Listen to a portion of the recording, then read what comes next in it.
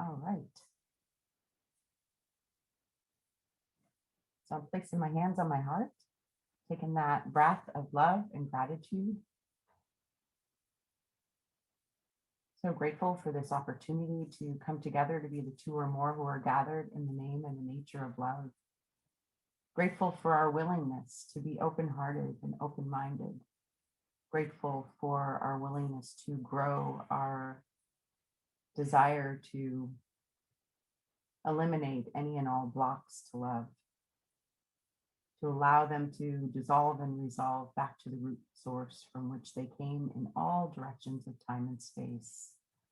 And we're grateful to be here to hold space for each other, to lovingly, compassionately listen to each other. We're grateful for calling in all of our earthly and heavenly helpers to surround and support us during this conversation. Blessing all those who are here and all who will listen later.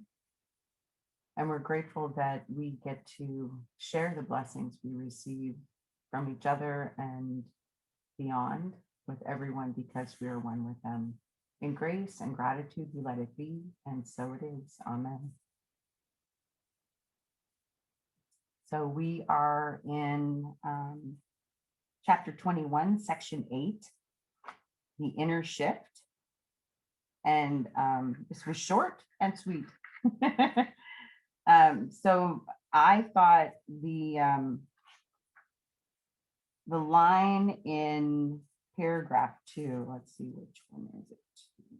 The third sentence kind of like summed up this whole section where he says, the constancy of happiness has no exceptions, no change of any kind.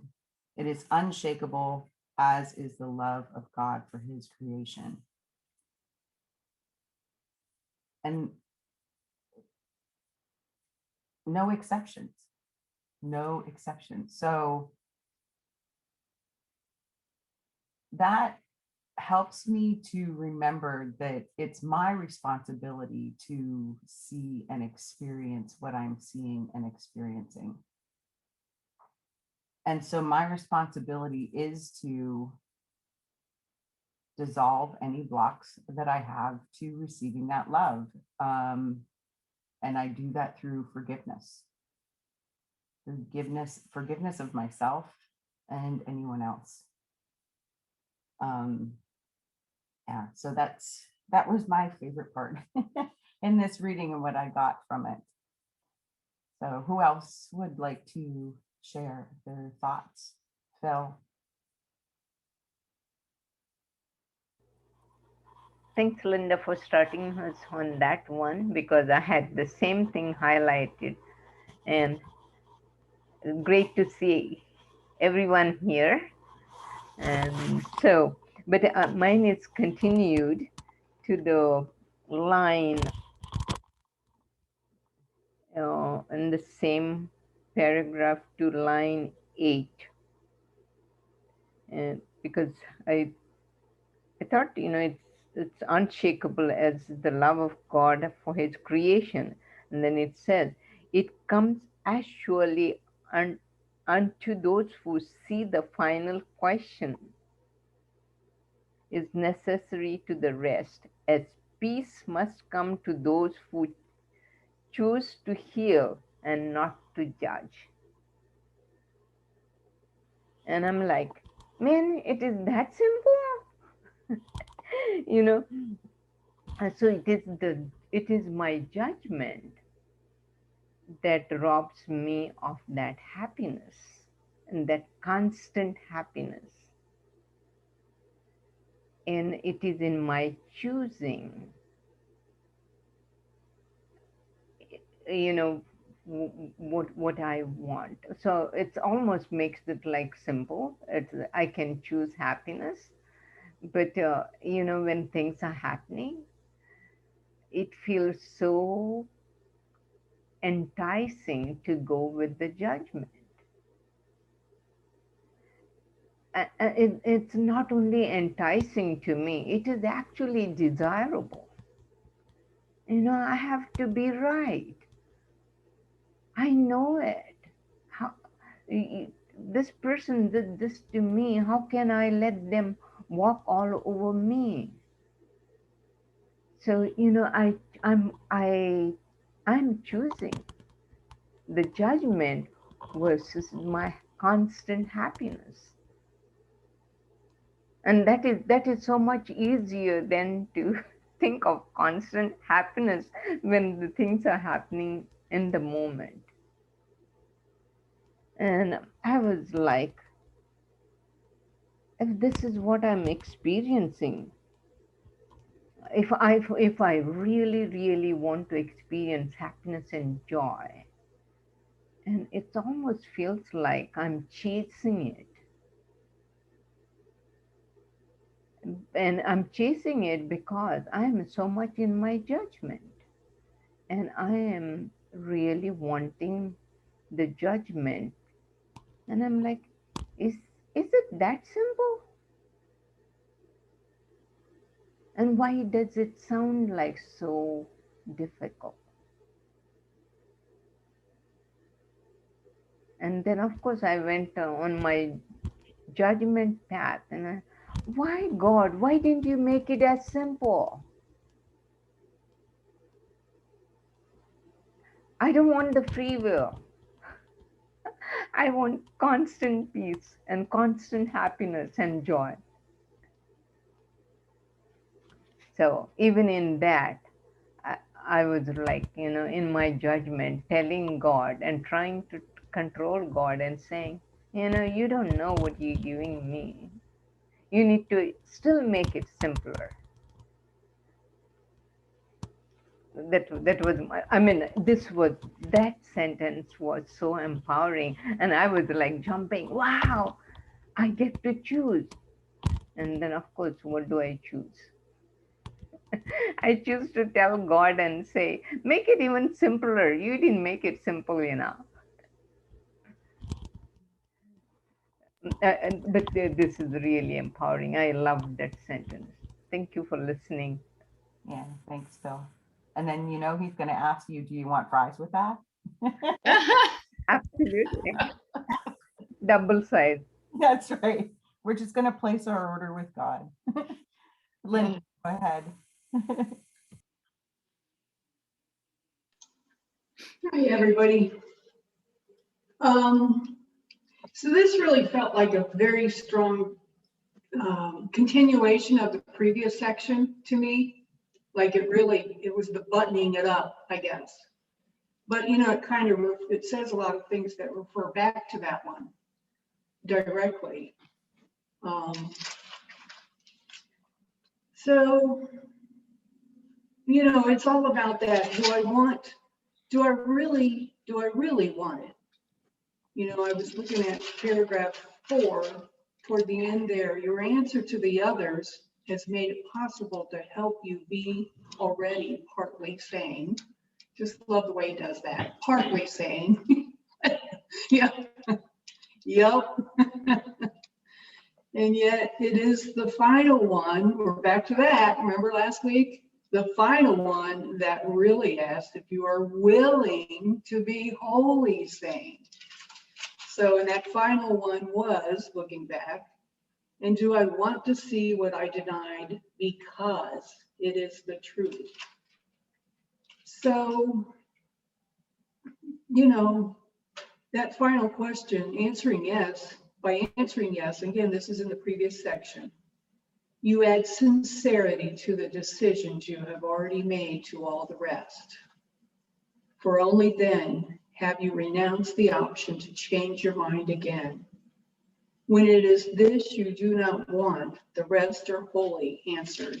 And the rest are those, do I desire a world I rule instead of one that rules me? Do I desire a world where I am powerful instead of helpless? Do I desire a world in which I have no enemies and cannot sin? Sign me up. This course is a course in cause and not effect. So it brings it all right back to me. I'm just saying the same thing Phil said, really, just in a different way. What am I choosing? I have a couple of pet peeves that are brewing with Like I go to this car wash that I've been a loyal, customer for years and years. And I pay for the service that includes that you dry my car at the end of the car wash. And there's a couple of little girls who's there like after school hours, so they must be students, still in high school or whatever, who just are not drying my car. So I'm like, and I tip really well. I really have a strong relationship with, years of being at this car wash with all the staff and all that. But they're just like kind of doing my windows and then getting back on their phone, and it's sort of like, no, you need to do, so we're in this little power struggle that I keep asserting, finish, please finish. And I'm still tipping the same way. And, but I have to say, I'm kind of like thinking, if I push this too far, they're going to key my car or something. Should I be afraid? I'm not sure. But, or I have a new tenant moving in next door, and it's sort of like the parking issue again. It's like, I get very territorial about where I can park, where I park, and I actually speak it. I prefer to park here. Is that okay with you? I never know how that's going to get received. So it's amazing. My point is, it's the temptation to lose my peace, to not be vigilant for my peace over the silliest stuff. The silliest stuff is just astounding to me. This is nothing, So, I don't know. Thanks for hearing me. Thank you, Linda. And I can totally relate to that. And when you were saying that, I can hear Jennifer's voice in my head telling me, if you have a desire, the best way to receive what you desire is to speak from your highest self to the highest self of the other. And so, and I'm saying this for myself because there's stuff going on in me, but you could totally do that with those kids that are that are supposed to be drying off your car. So thank you for that reminder. Catherine. Yeah, I like that section. There's several questions that came up because the one, and it's in that paragraph 1 still, you must truly desire what you want. And then it goes on down a little further in paragraph 3, God cannot give what I am uncertain of. And as I was listening to Phil, I thought, oh my gosh, how many times are we not, or am I not certain that I'm wanting, I'm not asking? And the other thing there was, our thoughts then dangerous? And it says to bodies, yes. And so I wrote out to the side, so what about our dreams? Especially when bad things arise in our dream, I'm not sure what that says to us, and why are we dreaming those things? So I'm going, okay, is this our fears or my fears coming up? And then I recognize, I remember they tell us all the time, this course is not, it's easy, but it takes, what is the word? I forget how that goes. This course is a little bit hard. It asks us to be conscientious, thoughtful, consistent, and practicing. And so we read these words and it's like, oh, I can do that. And then I turn right around and I'm not. So, but what about dreams? Linda, any thoughts? My thoughts about dreams, I mean, sometimes for me, they feel like nonsense, but if one of them sticks with me, or, I get a nudge to do so, I just will ask the Holy Spirit, what am I supposed to learn from that? What am I supposed to learn from that? I had a meeting yesterday, which was the last meeting in a series, and I dreamt that I missed the meeting. I'm like, what was the point of that? To give me anxiety while I'm sleeping, Yeah. I have noticed that, Jennifer talks a lot about right now that there is such a density, an intensity of density. And I don't normally have bad dreams, but I have recognized that in the past few weeks, I've had more dreams that are, they're not pleasant. There's wicked things sort of happening in my dreams, and I don't remember them all, but I woke up knowing, okay, this wasn't good. And I thought, well, maybe that's calling me back to change my thinking, that maybe I'm holding fear, which makes a lot of sense that I would hold fear, because when we don't know, or when I don't know,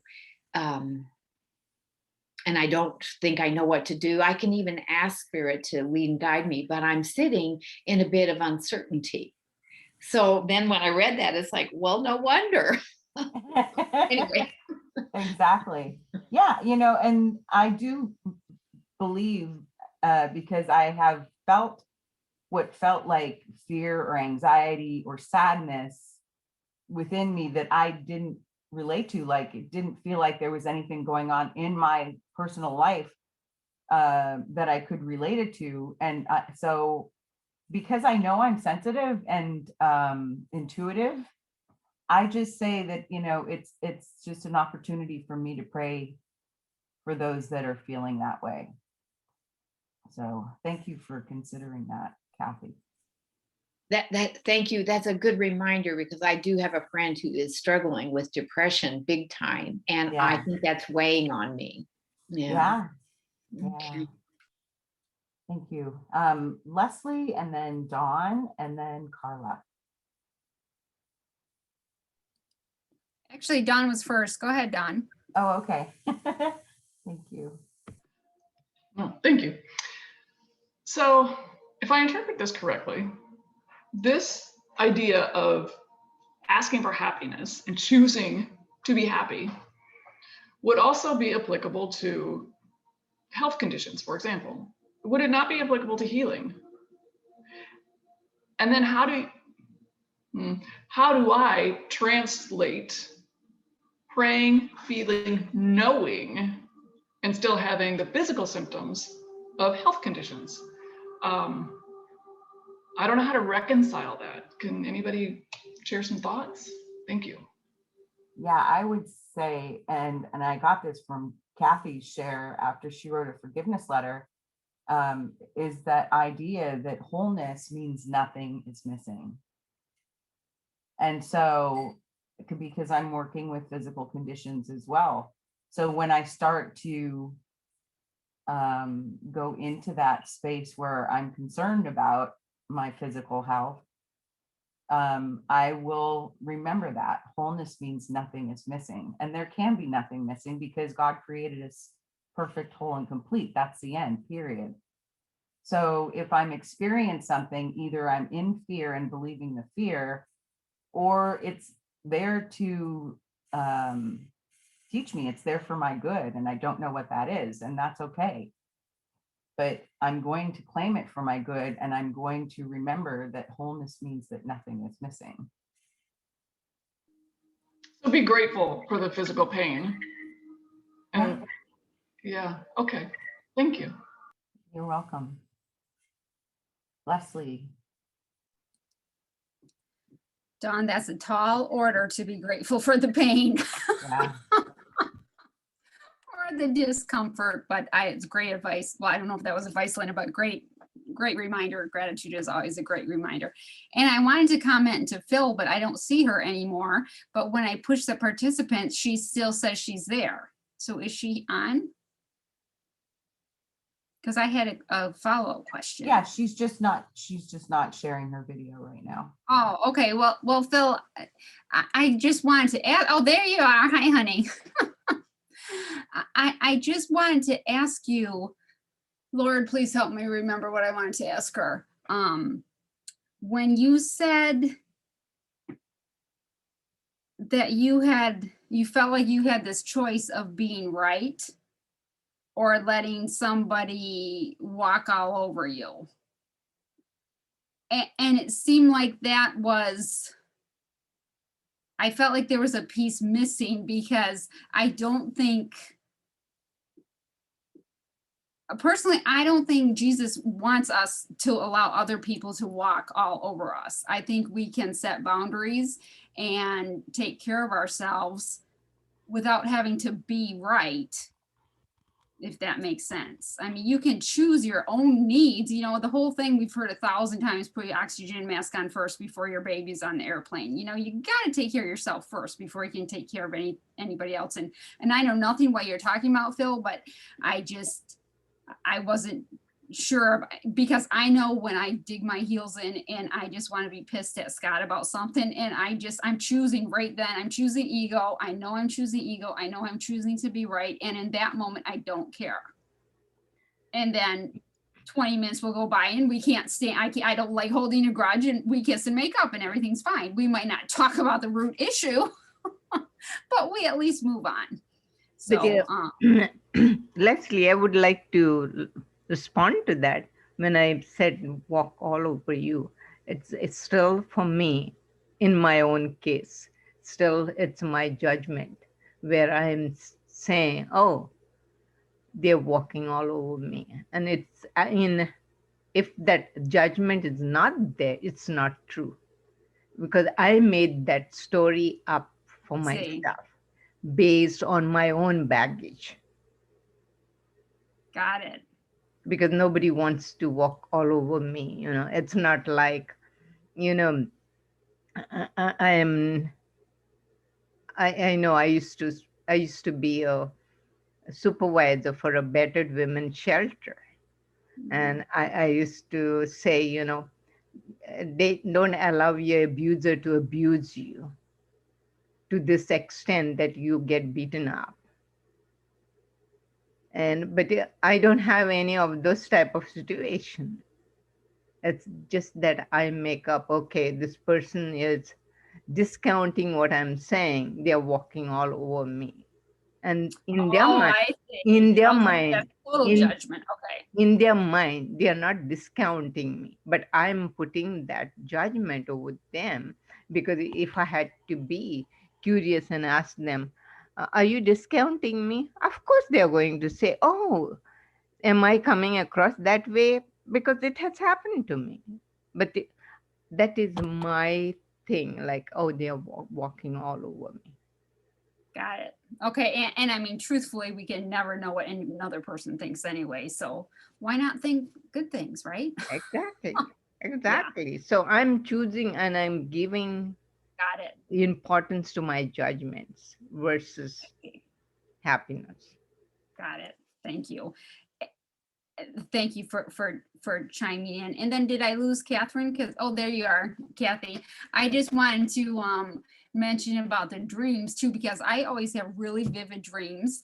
And I mean, like, I was supposed to get a crown this morning at the dentist office at 8 o'clock. Last night I dreamt that my OBGYN was doing the crown. Hello?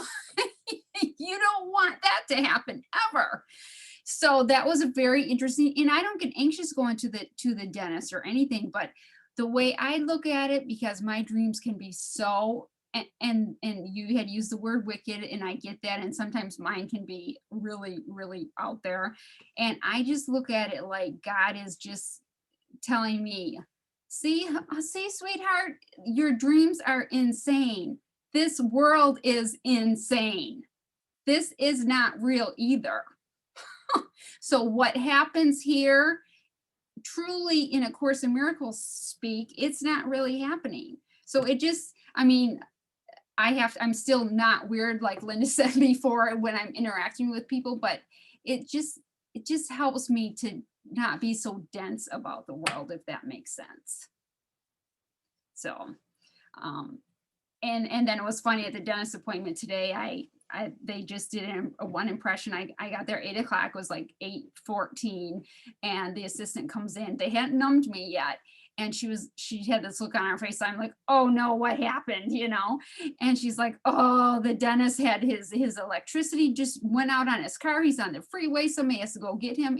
He feels terrible, but he's going to have to just cancel your appointment and you're going to have to reschedule. And again, I'm like, I live 2 minutes away. I work from home. I could go see my mom for 45 minutes. It was absolutely fine, and I didn't think, well, I got up early and I just did not make myself a victim of anything. Again, I allowed the morning to unfold as it would. And I've had an excellent morning so far. It's not like I'm like, oh, great, my morning started out terrible. Nothing, no judgment. And I'm just so happy about that. So that's, and this chapter, I'd like that too, but people have already talked about the part I was going to share. So I'll let Carla go. Thanks, Leslie.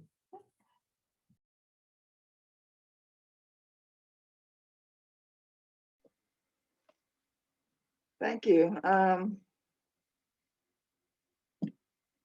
I missed the first part, so who knows if I'm going over something again, but I kind of want to go back to a line from the last section, the next to last line.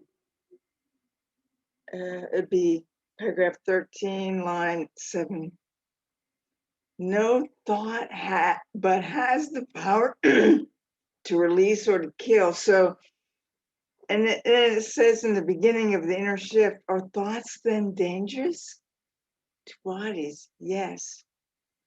And then I don't really understand next, but I think I understand it in the way that thoughts come and go. All thought is shared.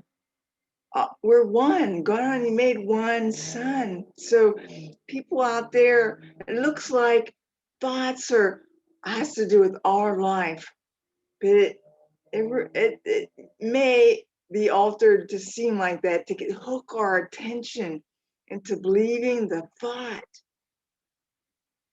The thoughts then are dangerous if we believe all of them. If we look at the thought and don't see love as the motivation, even if it's someone else is saying it, and I don't know that boundaries are actually that's the place, but it's a good place to start, I guess, rather than receiving whatever energy, if it's venom, right? But to know that they can't hurt us. Many people believe the illusion. They believe every thought that comes in their head is theirs. No, we are the true self. We're one with God. So anything from the illusion, anything from what some people call it ego, but I think ego isn't bad. It's just we've made it that way by hating it.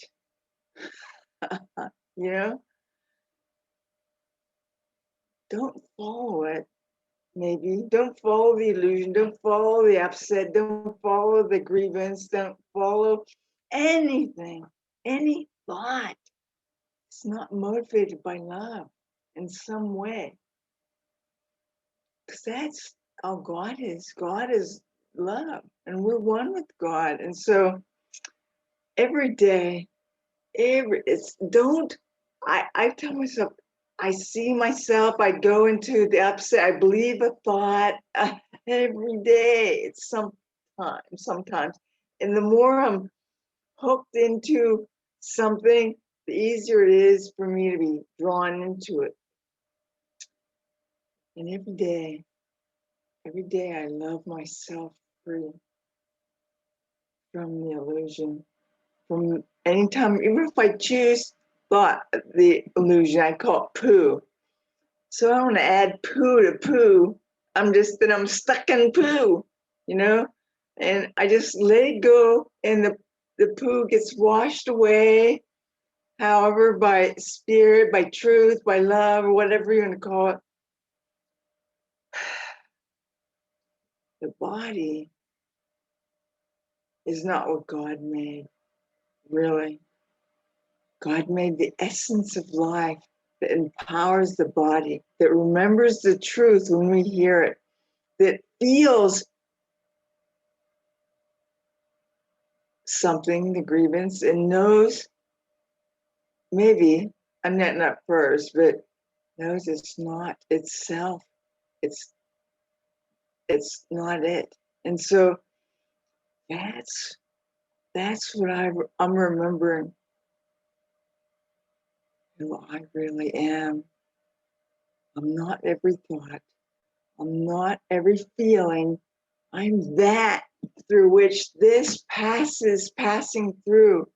And if I name it as bad and wrong or dwell on it or focus on it, then I'm holding it. I'm holding that thought and I'm not letting it pass through and be gone. Now that I can think and dwell and then I'm taking it back. But it's okay. It's okay because I'm remembering. And I remember, I'm learning, and guess learning and remembering are really one, but by choosing incorrectly, that's because I feel it. I feel the body telling me, communicating to me. So I'm learning. I know during school, it's a long time ago, but we go have a test, right? Not that life is kind of different, not a test you got it wrong, but a test to get it more, it's not right or wrong, but to align with truth. So in the school, they go, okay, who got question number 1 wrong? And say nobody answered. They'd skip over it because everybody got it right. So learn from the errors. They're there for you to learn, not to judge yourself as errors. A dream, it could have been something coming up for healing. Let it go. It's not bad. It just was, and it's gone. You're not dreaming now. I mean, yes, we are in a way. We're not asleep now in the physical sense, I guess. But so I know that I'm remembering who I am. And I remember every day and every choice and as many, who knows how many lifetimes I forgot. But I'm remembering. So if I'm remembering, you're remembering. Don't forget that whenever you seem to choose something, an error or whatever, that's just a learning opportunity. So I think I spoke on that. Thank you, Linda and group. Thank you, Carla. Thank you. Franca. Hello, everyone. I just wanted to thank everybody for their shares. I wanted to comment on the question about healing, but first, Carla, thank you. I like that simple analogy to release the toxic poo, because I don't want to hang on to it anymore. I don't want to hang on to the judgments. And this is also a comment to Phil's comment about judgments. I'm recognizing more and more that I am so attached to judging because I am very attached to thinking I am right. And it's a challenging one. Like every time, like this morning, something came up and I was starting to attack. It's my cousin in my mind because I feel that she judged me unfairly. I can talk to 5 people, 10 people, and they'll agree with me, but does it change the situation? No. So I have to be willing to release the attachment. I have such a hold on wanting to be right. And that's what I ask myself now. Are you willing to release that attachment to judging or thinking that you're right? And then for Dawn, she asked about health, and Lisa Natoli is another Course in Miracles teacher that I follow. She runs or offers a program called the Healing Cure. I've never taken it, but I've heard her speak about healing, and so has Phil. We were in the same course. And she has or had an autoimmune disease. I'm not sure what it was called, but she really suffered for years, spent thousands and thousands of dollars on cures like alternative methods, supplements, and so on. And then one day her husband just said to her, her husband's bill free, he said, "Are you willing to be happy regardless of what is happening in your body? Like, are you willing to welcome those symptoms and be happy?"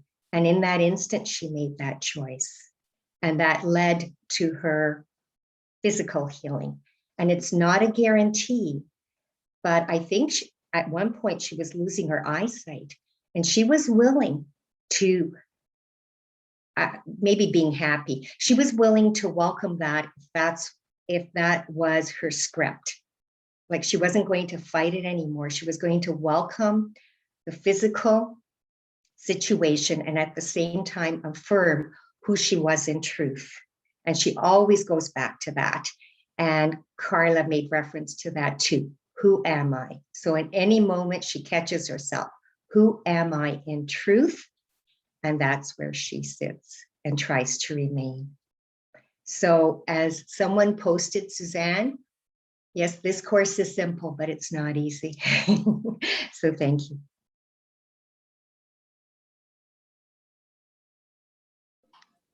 Thank you so much for that. I will hold on to that and work with that. I appreciate it so much. Thank you. Yeah, thank you, Franca. That just, when you said that, made me want to cry. That, are you willing to be happy?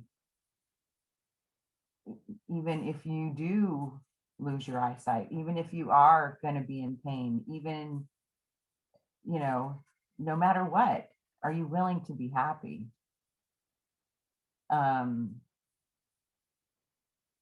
Yeah, that's going to help me a lot. So thank you.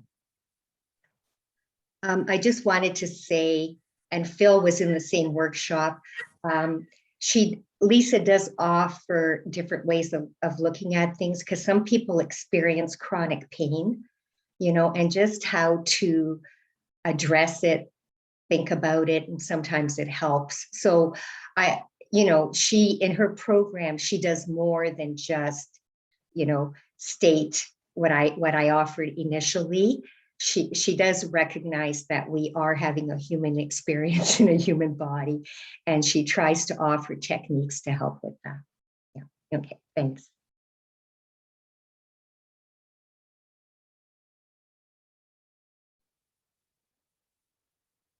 Who else would like to share from the reading or their experience of the reading or what's been shared already?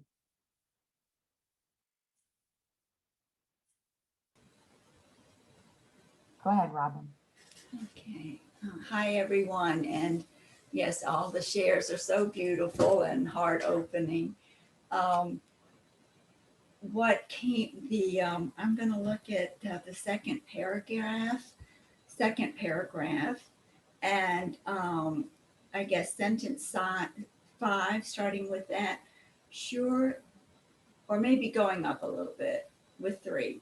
The constancy of happiness has no exceptions, no change of any kind.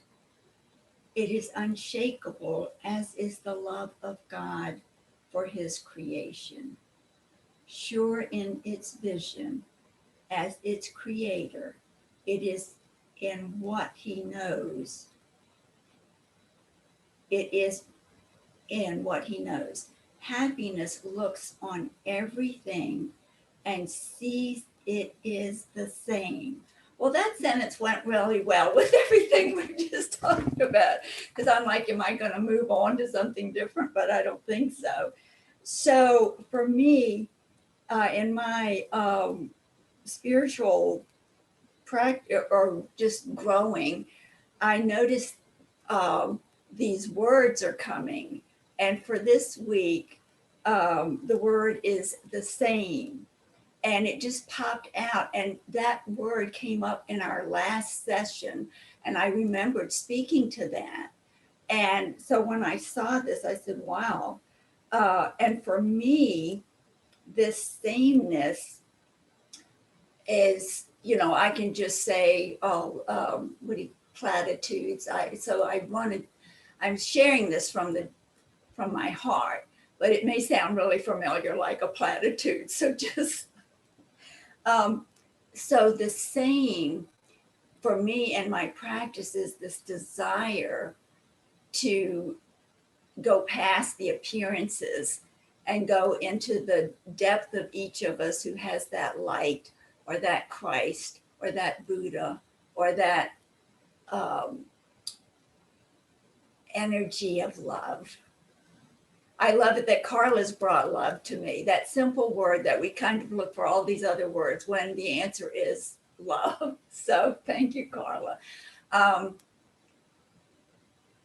So this sameness means that every friggin' thing I see or think or say or do, if I look deeper, if I look beyond, there is the truth and what is the same. And for me, in choosing the same, I am in this practice too. Oneness is becoming so real and in front for all of us. And just, thinking of words of love, wanting to be in harmony with everything, wanting unity above all else. And really, the oneness is the aim. So, as seeing things, and there's so many things that I look at and I have an interpretation or define it as something different that I don't like. And sometimes it's something different that I do like, but it's like me or the ego deciding. So in this sameness, I feel that we're being pointed towards love. In this sameness, we are being pointed to these little steps of practice, that where can we find a commonness to agree together. There's so many things we disagree on, but there's always things that we can agree. So in my life, in my practice, in relationship, it's like, where can I find agreement? Where can I find some harmony? Where can we come together? And it really is, I'm noticing with even, I don't have a lot of difficult people in my life, but I mean, everybody has an opinion. And I can feel when mine when I can feel it, like the earthquake, there's a shift and it's not a good one. And then I'll go, pause. So what can you bring forth here that can be genuine and in agreement, not just say, oh yeah, you're right, or oh yeah, let them get away with, or not get away, but I don't want to create conflict, right? That's the last choice. And so anyway, the word same is so concentrated into all these ideas, and maybe other people can get something more out of it. This is where I am with that little word. And of course, each of these words are just mind blowing. So, and I love it when words come to me and I can spend time with them to help me learn and understand. Anyway, thanks, guys. And saying guys is very inappropriate. I know that. Thank you, Robin. I'm so glad you brought that up, because I've been reading and seeing on the news and reading on Facebook, so many people talking about the shootings that have happened recently in the US. And, so many people talking about When are the people that are for the Second Amendment and the NRA going to realize that, you know, we have to give up certain rights in order to be safe? Or when are we going to stop blaming women for the atrocities that are inflicted on them? And it feels so much like making everyone other. When I hear these things, I understand that you can feel rage when things like that happen.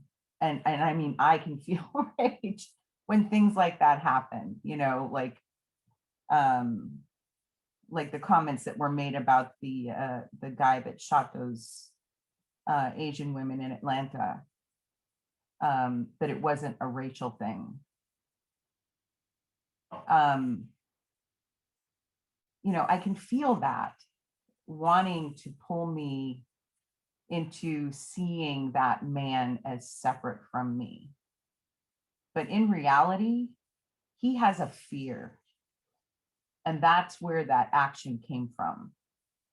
In reality, I have fears, and that's where my unhealthy actions also come from.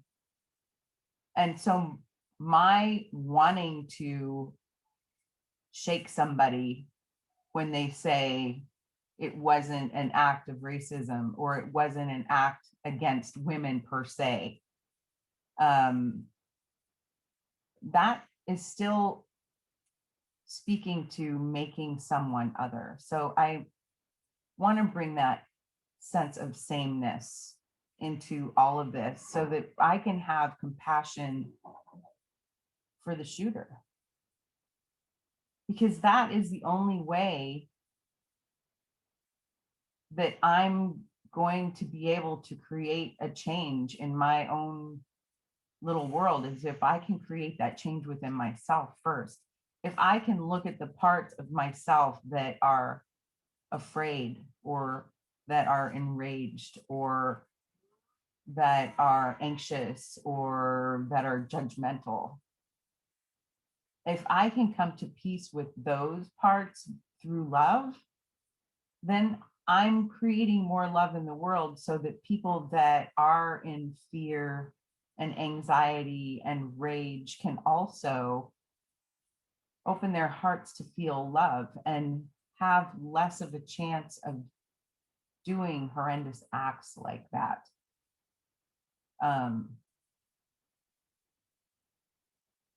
So again, Robin, just thank you for the word same. Well, thank you.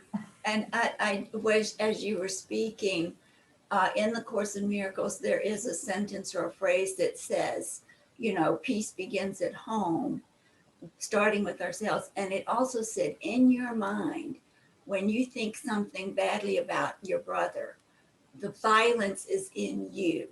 Yes. And when I heard the word violence, and it was being told that I'm carrying that and choosing that when I start attacking my brother, even if it's just like he's a jerk or something, that right there, that little misstep is the violence within each of us that is ongoing, and that we all know that we don't, even when we hear that, our first, we clench up and we get so enraged, but then we know that we have to bring compassion to change the world.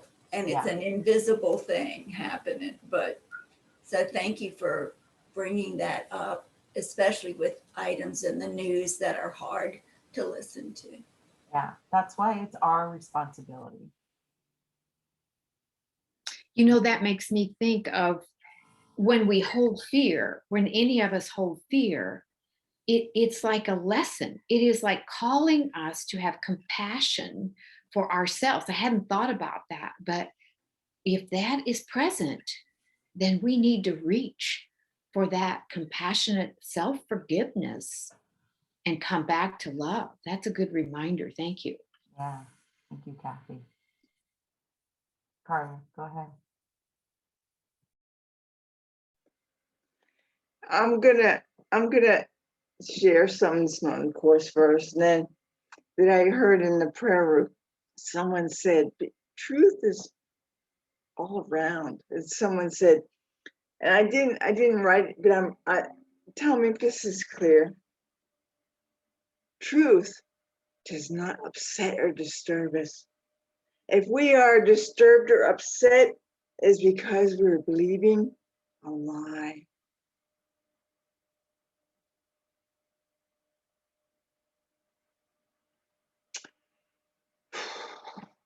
So it says in the third paragraph, well, first, the end of the second paragraph, peace must come to those who choose to heal, not to judge. It seems really challenging sometimes when people are, we're one with everyone. Then it seems like there's someone else, but they're also part of the oneness that they're choosing way less than the loving choices because they've forgotten. So don't join. I tell myself, don't join them in the illusion. Stay focused on the truth because I'm not disturbed by the truth. I'm disturbed by believing there's something and that's the lie. That's why I'm disturbed. And then in the paragraph 3, the second line, get rid of the if, but for what you desire, you receive. And it's not like what the carless self desires. I desire a renter who pays the rent on time, who does what they say. No, what I truly desire is to see him as a child of God, that he's learning somehow. Look, I'm not willing to be, part of, that, but not that I must be, but the courts are not opening till July. So even if I do get rid of the sell the house and give it to David or whatever for $1, I can't change what is. But all I can do is choose how I respond to what is. That is my choice. It says, and that's where if you think you're powerless to change it, but you aren't. You aren't. You aren't. You aren't. You are powerful. You can choose however you respond to anything. That is the power that you are. Thank you. Yeah, thanks, Carla, for that reminder. And it brings up to me too, also, David Hawking's work on power versus force. Like power is the power of love, the power of God, the power of gravity. It just is. Force is something that we are creating, like a force of an army. It takes so much energy to hold on to that force, the force of an army, the force of punching someone. It's not power, it's force. And so if we remain in our power, that should be easy. If we remember that we are powerful, that we have the power to really overcome anything, to move mountains, right? From a mustard seed willingness. Nancy So Gill. Oh, go ahead, Linda. in course terms, that would be make versus create. Yes. Those, right? Extension Yes. through creation, make of the ego. That's all. Yeah. Yeah, that makes sense. Yeah. Nancy Gale, did you have your hand raised earlier? And did you still want to speak? Yeah, I'm in this weird place. Well, it's an unfamiliar place of not physical place, but Robin, when you said the words, when you talked about the word same, the word that concept that I've been is oneness, the oneness. I'm Rochester here. We are having murders and shootings and killings and all this stuff just constantly. 7 shootings over the weekend, 1 person died. Somebody from out of town had a psychotic break. A man took his 1-year-old, went to the top of the parking thing and jumped over, killed himself, and injured his son. And on it goes. And this is, daily. Okay. And so and I'm sitting here and it's like, I keep thinking the oneness. It's like everything that everyone said here today. And power. The only power I have is my power to choose between love, which is power, and fear, which is going to produce some kind of force. One is the energy, and the other is how it's being used and twisted and distorted and all that. And I'm in this physical hell here in this area and in my body also. But I'm also within all of this physical is within the oneness of what God is. And so my mind is just going, and I try and stick with one, just constantly got to remember. I just have to remember. Well, I have to remember. Yeah. Keep That's choosing love, Nancy Gale. I'm sorry? I said, keep choosing love. Keep choosing.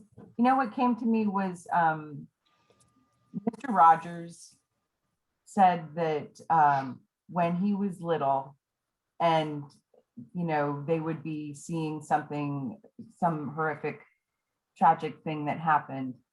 And his mother would say to him, look to the helpers. So look to the people that are helping. Look to, the EMTs and the police officers that are helping, and look to the social workers that are helping, and look to the places within yourself where you can create more compassion for yourself. Because that word same again that is popping in my head from Robin's share. Whether I am feeling a murderous rage or an irritation or frustration, it's all the same. Terror of my mind. It's still a terror. Mhm. I'm terrorizing. And as long as I'm willing to settle for that, there is going to be that in the world. Mhm. So I'm interested in uncovering all of the blocks to love, including all of the ways that I terrorize myself, whether it's with frustrations, irritations, or murderous rage, Mhm. and bringing it to the light to heal. Yeah, and when I was going to sleep last night, I was thinking, I forgot, somebody said already, I said, this is where my choice is. Yes. It's all, if it's all one, and everything is thought, and thought it produces, etc. All of this. My power is to choose. Just focus on the thought that I want, to create.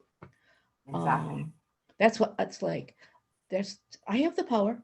Exactly. I have the power because that's who I am, because it's what I'm made of, because, and that's never going to change. So Right. it's just a matter of remembering that who I am And therefore, the power that I have, Yeah.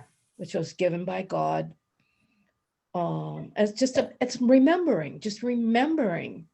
It's like from the dreams. The Yeah. dream is like, it's like, I can't put it any more clearly.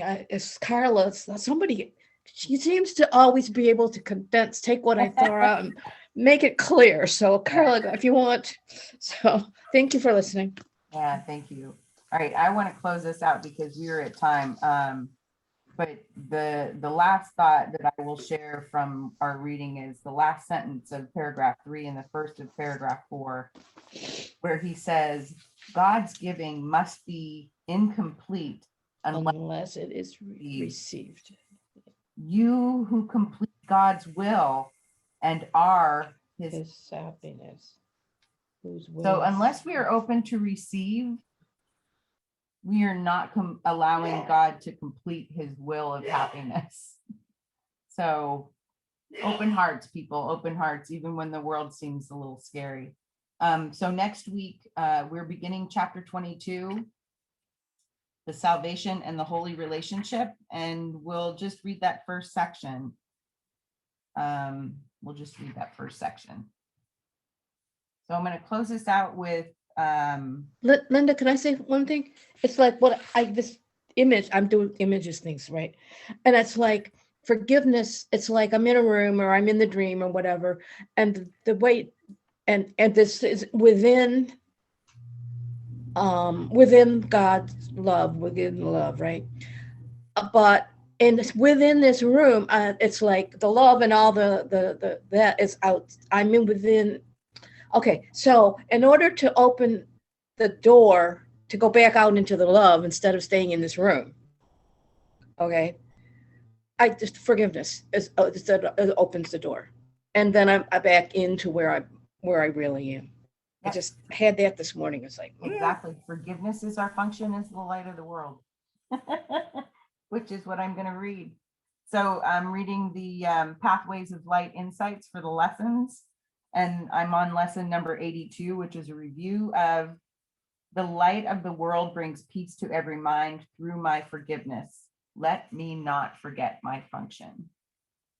My function is to stay in tune with the Holy Spirit. With the Holy Spirit, I am able to see through the eyes of Christ. Christ is one and includes the whole sonship. As I am able to see the Christ, I am remembering the truth. When I remember the truth, I extend peace to the whole sonship. This is my one true function. This is why I am here. Nothing else matters. Let me remember my function. Let me feel the happiness that comes with joining with my true nature and the true nature of everyone. Today is the day of practicing this. When I let go of judgment or forgive, I open the door to seeing the light in my brother, the same light that is in me. There's that word again. As I see this, I recognize our unity and conflict disappears. This is how I accept myself and experience the joy that God wills be mine. Judgment blinds me to the light. The light is always there, but if I insist on seeing others as different from me, which is what judgment does, I cannot see the light that I share with everyone. It's like walking around in a well-lit room with my eyes closed, wondering why I can't see. Forgiveness is how I open my eyes to see the light. Today, if I notice even a twinge of irritation or discontent with someone's words or behavior, let me remember and remind myself that this is an opportunity for me to let go of judgment and see the light that we share. This is how I fulfill my function. This is how I experience the joy of being, the love that joins me with all that is. This is how I experience everyone as my friend. This is how I bring peace to the world. Let me see everyone as my brother and my friend. Let the love that I am embrace them all. How perfect is that? Thank you, everybody. I look forward to seeing you all next week. Thank you for such You're welcome. Thank you. conversation. Thank you. Thank you. Yeah. Thank you. Thank you, Linda. Thank you. Hi. Bye, everybody. Bye. Bye-bye.